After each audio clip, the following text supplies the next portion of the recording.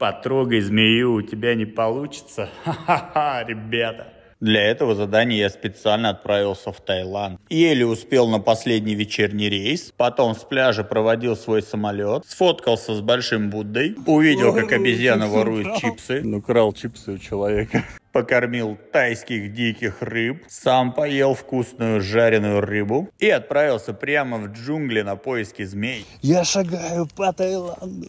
Смотрите, что там дальше, какая-то жесть. И здесь могут быть змеи.